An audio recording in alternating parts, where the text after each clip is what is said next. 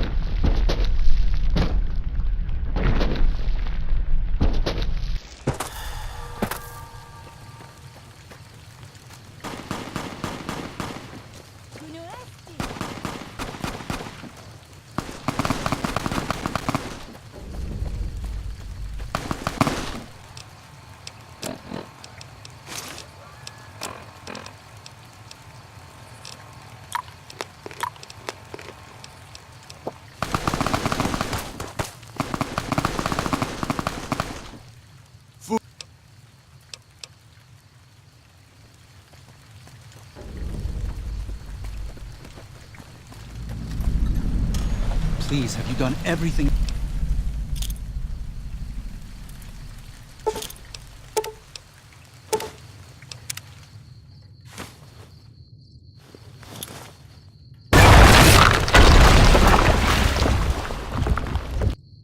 And so it was that the conflict between the New Canaanites and the Whitelegs was finally resolved.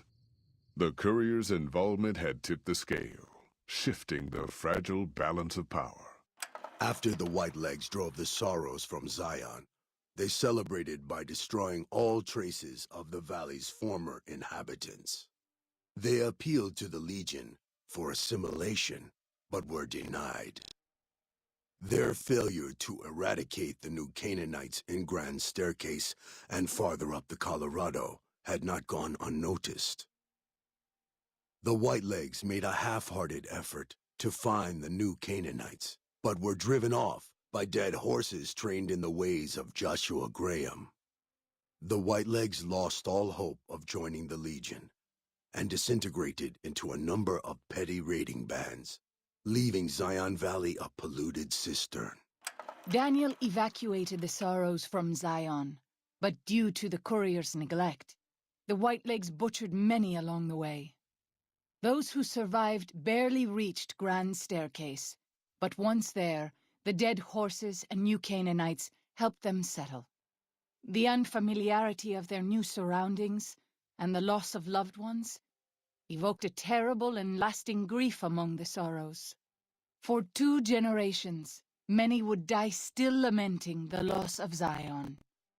Having helped Daniel and the Sorrows escape from Zion, the dead horses returned to their home at Dead Horse Point. The tribe continued to learn from the New Canaanites, and over many years built a flourishing community along the banks of the Colorado. Though the tribe's bond would endure, it was Joshua Graham's legend the dead horses would revere, not the tenets of New Canaan's faith.